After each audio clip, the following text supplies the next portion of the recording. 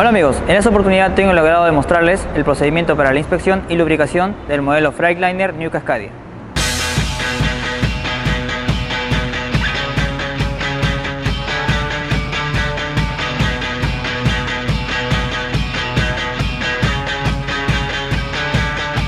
Para realizar un correcto trabajo y por nuestra seguridad debemos ubicar el vehículo en una superficie plana, aplicar el freno de estacionamiento y bloquear los neumáticos.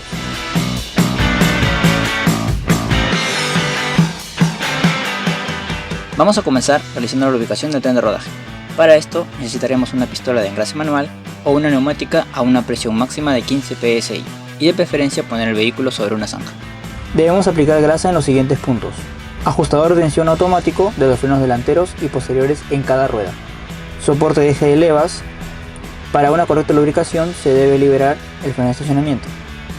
De esta manera la grasa puede ingresar sin problemas. Advertencia: si sale grasa por debajo de la leva, el sello de contragrasa del soporte de eje de levas está desgastado o dañado. Caja de dirección: aplique solo 2 o 3 ciclos de engrase. El exceso puede dañar el sello interno de la caja de dirección. Eslabón de arrastre: aquí encontraremos 2 puntos de lubricación.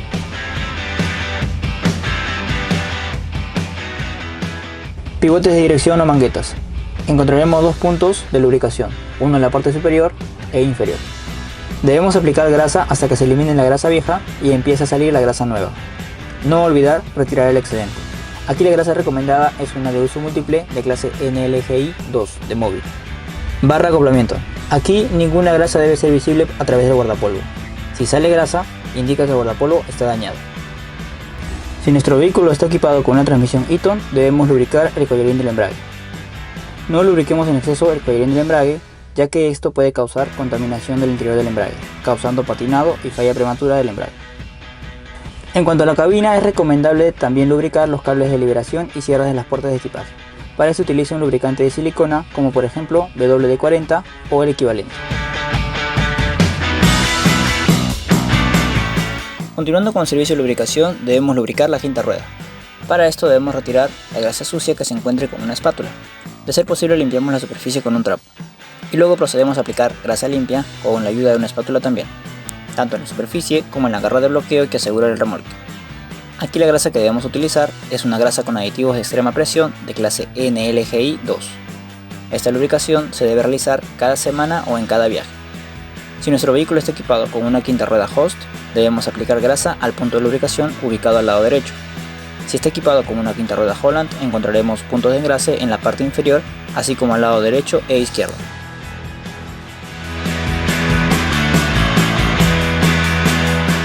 Continuamos con el drenado de agua que se acumula en el filtro separador de agua y combustible. En este caso podemos encontrar, dependiendo del equipamiento, un filtro separador de la marca Dafco o Detroit. En ambos casos el procedimiento es el mismo. Para esto colocamos un depósito debajo del filtro combustible. Abrimos la válvula de vaciado dejando que se elimine toda presencia de agua. Y luego cerramos la válvula cuando se perciba que empieza a salir combustible. Al llegar al tope hacemos un leve ajuste. Luego procedemos a cebar el combustible con la bomba manual ubicada en el filtro separador hasta que encontremos un poco de resistencia. Nuestro siguiente paso será verificar el correcto nivel de líquido refrigerante en el depósito de compensación. Es muy importante estar seguros de que el líquido refrigerante se encuentra frío. Advertencia: no realizar esta comprobación con el refrigerante caliente. Sabemos que se encuentra en el nivel correcto cuando este se observa entre las marcas Cold Fill y Cold Mini. Si no se encuentra en el nivel correcto, adicionar el líquido refrigerante recomendado. En este caso es el refrigerante original de Detroit, que viene en una concentración lista para ser añadida sin agregar agua destilada. En este punto verificamos el estado de la concentración del líquido refrigerante. Para esto podemos utilizar diversos métodos, como las tiras reactivas o el densímetro, y uno de los más fiables es el uso del refractómetro. Para esto tomamos una muestra de líquido refrigerante y al colocarlo en el refractómetro podemos observar el punto de congelación en la escala de etileno-glicol. Con esta información se puede identificar el porcentaje de glicol en el líquido refrigerante. En caso se encuentre fuera de la concentración adecuada, la cual es del 50%, se debe derivar al taller para su revisión a detalle.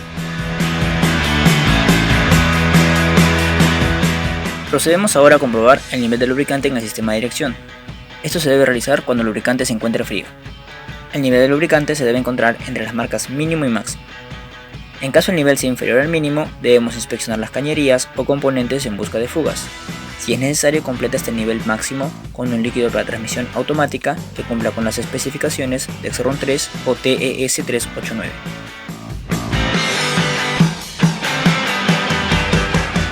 El nivel de aceite de motor debe ser comprobado luego de que el motor estuvo apagado por al menos 20 minutos. El aceite debe encontrarse entre las marcas mínimo y máximo. Fuera de estos rangos es perjudicial para el motor. Si el nivel de aceite está debajo de la línea mínima, buscar posibles fugas de aceite e informar al taller para determinar si requiere una evaluación más a detalle. Si requiere añadir aceite, utilice aceite sintético 10W40 de móvil.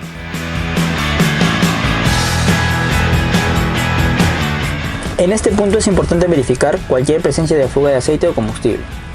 En el motor los puntos más comunes donde podemos encontrar fugas de aceite son en la unión de cárter y block o en la unión entre la culata y tapa de balancines. De igual manera debemos verificar que no exista fuga de combustible por ninguna de las cañerías o uniones de alta o baja presión de combustible. En algunos casos se puede encontrar un pequeño humedecimiento producto del aceite del motor.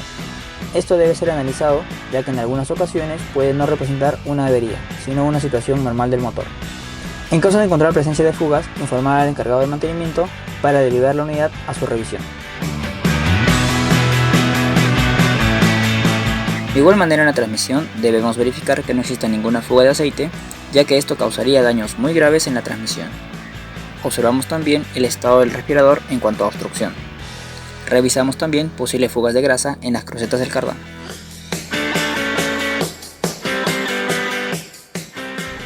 Asimismo debemos verificar que no exista ninguna fuga de aceite en los ejes posteriores, ya sea en el cuerpo de diferencial o en los semiejes. No olvidemos también verificar el estado del respirador en cuanto a obstrucción.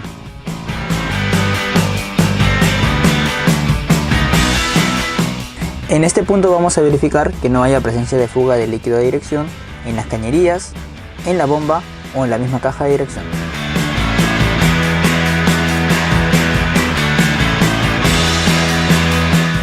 En este punto debemos verificar que todos los arneses y tubos flexibles se encuentren correctamente sujetos, asegurándonos que no exista ningún cable suelto que pueda entrar en contacto con alguna parte móvil del motor.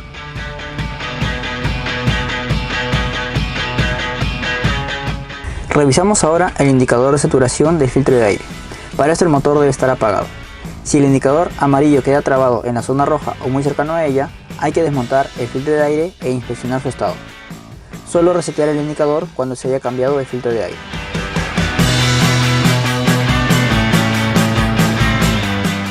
En este punto debemos verificar el estado de los conductos entre el intercooler y el motor, así como de los ductos de escape, tales como el radiador de gases de escape para el sistema EGR, como el tubo de escape hacia la unidad de tratamiento posterior de gases de escape, observando cualquier posible grieta o fuga de gases.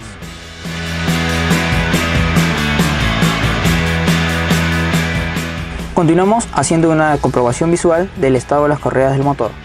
En este motor tendremos dos correas, las cuales deben estar tensadas y sin presencia de desprendimientos, cortes, grietas, resequedad, etc., lo cual indicaría que es necesario reemplazarlo.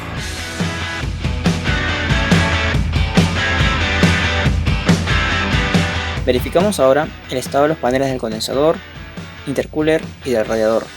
Debemos inspeccionar en cuanto a presencia de contaminantes como hojas, mosquitos, polvo, etc. Esto causaría problemas en los sistemas de aire acondicionado, sobrealimentación y refrigeración del motor.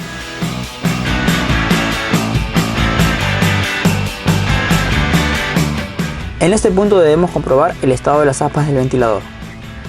Revisar en cuanto a grietas o partes rotas del ventilador. De igual manera revisamos el estado del deflector de aire. Verificar también el estado de las conexiones del ventilador en cuanto a sujeción. Si el arnés está suelto puede rozar con las partes móviles del motor y dañarse.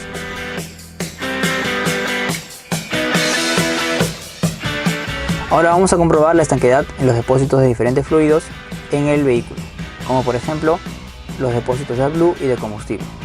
Debemos comprobar que no exista fuga o excesivo humedecimiento en ninguno de estos depósitos. Por otro lado, verificar los tanques de aire por posibles fugas. Verificamos también que no haya obstrucción en los respiraderos.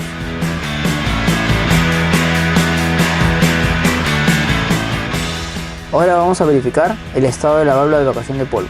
Para eso comprimir la caperuza de goma con la mano y vaciar el polvo.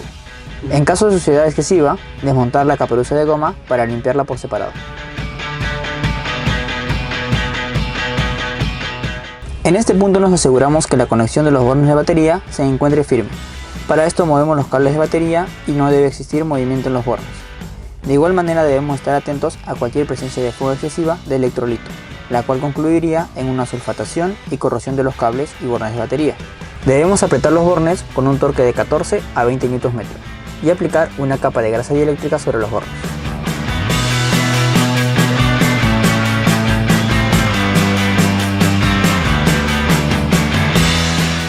Continuamos ahora con la verificación del sistema de suspensión. Para eso debemos observar el estado de los fuelles neumáticos para la suspensión posterior, los cuales deben encontrarse sin grietas o signos de algún daño. Deben encontrarse también con igual presión de inflado entre el lado izquierdo y el lado derecho. En cuanto a los amortiguadores, debemos asegurarnos que no se encuentren golpeados ni que presenten excesivo humedecimiento. De igual manera, los muelles deben encontrarse alineados y sin ninguna evidencia de impacto, tanto para los ejes posteriores como delanteros.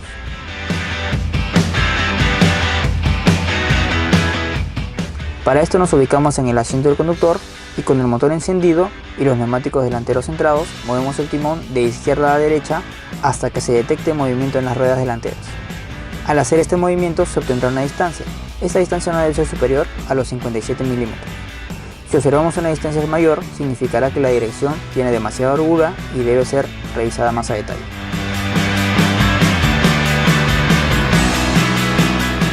Ahora vamos a comprobar el estado de las guarniciones o gomas de la articulación de la dirección. Debemos estar atentos a que no existan gomas rotas o fuera de posición, ya que esto podría llevar a que ingrese contaminación y la articulación se podría afectar por la falta de lubricación.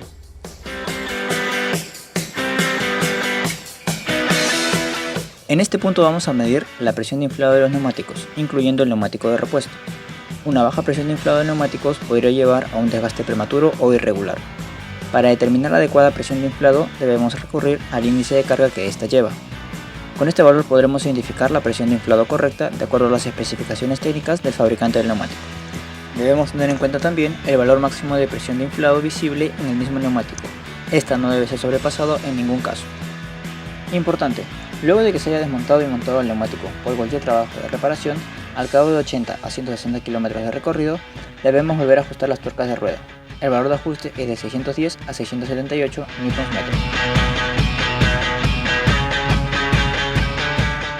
Para esto, al comentar el encendido, las agujas de velocímetro y revoluciones del motor harán un barrido desde la posición 0 hasta la posición máxima. Esto nos indica que las agujas funcionan correctamente. Por otro lado, se van a encender todos los testigos de control por aproximadamente 2 segundos. De igual manera, con eso nos aseguramos de que todos los testigos de alerta funcionan correctamente. Es muy importante reconocer los tipos de alerta que podemos visualizar en el cuadro de instrumentos. Para mensajes sobre estados normales o de leve irregularidad, vamos a visualizar un mensaje de color azul, verde, blanco o gris. Las averías leves moderadas se mostrarán con un color ámbar y las averías graves con un color rojo. En este último caso, el vehículo debe detenerse y contactar con el área de servicio para determinar las acciones a seguir. Continuamos ahora comprobando el funcionamiento del sistema de aire acondicionado. Para esto arrancamos el motor y conectamos el aire acondicionado. Dejamos funcionar el motor en ralentí por aproximadamente 4 minutos. Durante este tiempo comprobamos el flujo de aire por las diferentes direcciones dentro de la cabina. En este punto comprobamos el funcionamiento del sistema limpiaparabrisas en todas sus velocidades. Comprobamos también el sistema lavaparabrisas. Para esto, al accionarlo observaremos un flujo uniforme de agua por los inyectores. De igual manera también observamos el estado de las plumillas en cuanto a grietas o desprendimientos, los cuales indicarían que deben ser reemplazadas. Para esto contamos con un botón de activación de luces en modo prueba. Al presionarlo se debe encender de manera aleatoria todas las luces exteriores del vehículo, tales como luces delanteras, direccionales, luces de techo y luces posteriores. Las luces dentro de la cabina, puertas y otras se deben encender individualmente. Es importante también evaluar el estado de las micas o cristales de los faros en cuanto a grietas u oscurecimiento. Observamos también el funcionamiento del claxon y o corneta. No olvide que para aplicaciones severo extremas, en donde la velocidad promedio sea inferior a 30 km por hora, se recomienda reducir los intervalos. Muy bien amigos, este fue el procedimiento para la inspección y lubricación del modelo Freightliner New Cascadia. Ante cualquier duda o consulta, contactar al área técnica de Dive Motor. Muchas gracias por haberme acompañado, hasta una próxima oportunidad.